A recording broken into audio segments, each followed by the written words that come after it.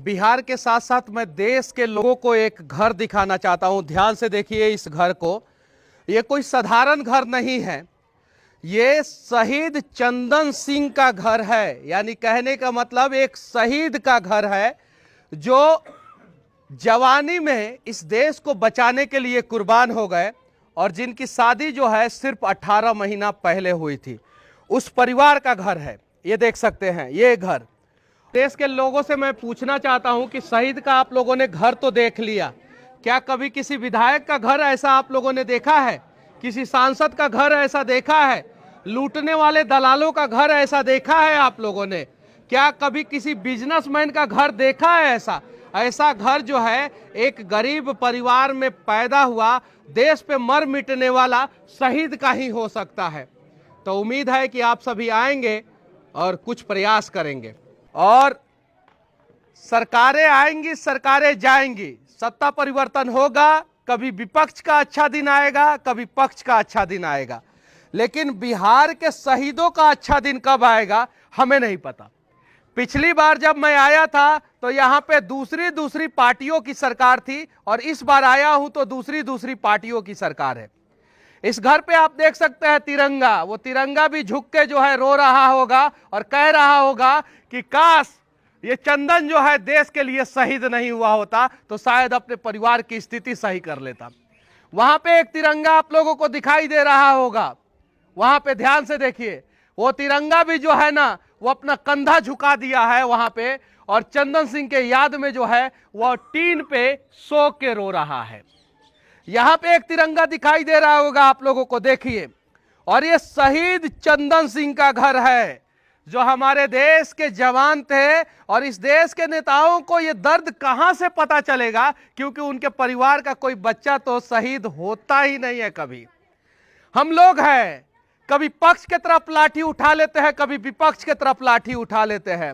जब बात आती है अपने बिहार के लिए, जब बात आती है अपने देश के शहीदों के लिए, तो हम एक नहीं हो पाते हैं और शहीदों का भी जात पूछना शुरू कर देते हैं। सही बात है कि नहीं है? आज हमें सोचने की जरूरत है। शहीदों का कोई जाति नहीं होता है, शहीदों का कोई धर्म नहीं होता है, शहीदों का सिर्फ और सिर्फ राष्ट्रीयता होता है और वो सिर्फ और सिर्फ भारतीय होते हैं। इस देश में अनेकों राज्य हैं और हर राज्यों का नियम अलग क्यों है? जब उत्तर प्रदेश में कोई शहीद होता है तो 51 लाख से लेके 1 करोड़ रुपया मिलता है। उत्तराखंड में शहीद होता है तो 51 लाख से लेके 1 करोड़ रुपया मिलता है। दिल्ली में शहीद होता है तो 1 करोड़ रुपया मिलता है। महाराष्ट्र और साउथ के राज्यों में शहीद होता है तो 1 करोड़ से लेकर 10-10 करोड़ रुपया मिलता है। और बिहार में जब बिहार का कोई लाल जो है बॉर्डर पर शहीद होता है तो बिहार सरकार पूछती तक नहीं है। हालांकि कुछ नेता आते हैं, दर्द बांटने का प्रयास करते हैं, फोटो खिंचवाते हैं और यहां से चले जाते हैं और फिर हमारे शहीद को भूल जाते हैं।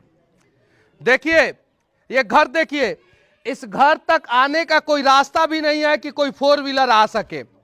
हम रास्ता नहीं मांग रहे हैं, हम इतना तो जरूर कह सकते हैं कि भाई जो है सरकार, आप आंखों पे धृतराष्ट्र वाला पट्टी हटाइए और हो सके तो इस शहीद का घर बनवा दीजिए। और अगर नहीं बनवा सकते हैं तो बिहार के लोग भी कुछ कर सकते हैं। मैं 1 महीना पहले लगभग आया था, 1 लाख रुपया कह के मैं गया था। मैंने खाता एक नया खुलवाया, 2 लाख रुपया उसमें बैलेंस है। पहला ट्रांजैक्शन किया और मैंने 1 लाख रुपया का पहली बार चेक काट के मैंने इनको दे दिया। मैंने दे दिया और मुझे देखने के बाद कुछ लोग 1100 रुपया दिए और कुछ भाई जो है जिनका नाम मैं बता देना चाहता हूं, प्रेम कुमार है और एक डॉक्टर साहब है, उन्होंने कहा कि इनका घर बनवाने के लिए 2 ट्रैक्टर ईंट, 1 ट्रैक्टर सीमेंट और 1 ट्रैक्टर गिट्टी देंगे इनका घर बनवाने के लिए। अरे बदलाव तो ऐसे ही होगा ना। हम लोगों के अंदर जितनी शक्ति है उस शक्ति से का अगर सही इस्तेमाल करेंगे तो हम पूरे बिहार को बदल देंगे। हर जगह तो मनीषवा नहीं ना जा सकता है। मनीषवा को कभी बाहर और कभी भीतर भी सरकार कर देता है। सही है कि नहीं है? कभी जेल के अंदर भी डाल देता है और कभी बाहर छोड़ देता है। अभी रोज जो है मैं कोर्ट कचहरी का चक्कर लगा रहा हूं। तो पैदा हो जाइए, आप लोग बिहार के लाल हैं और शेर वाला डीएनए है। चलिए हम लोग सब लोग जो है कैमरा वाला मोबाइल उठाते हैं, सही इस्तेमाल करते हैं, अब बदल देते हैं बिहार को। किसने रोका है? पिछली बार आरजेडी और जदयू की सरकार थी, तब वो आके हम सरकार से सवाल किए थे। और इस समय बीजेपी जदयू की सरकार है तब वो सवाल कर रहे हैं कि नहीं कर रहे हैं? कहीं हम मरम्मत कर रहे हैं कि नहीं, सरकार बदल गई है तो हम थोड़ा सा ढीला छोड़ देंगे? नहीं, हम लोगों को पहले भाजपा का कार्यकर्ता नहीं, आरजेडी का कार्यकर्ता नहीं, जदयू का कार्यकर्ता नहीं, कांग्रेस का कार्यकर्ता नहीं बनना है।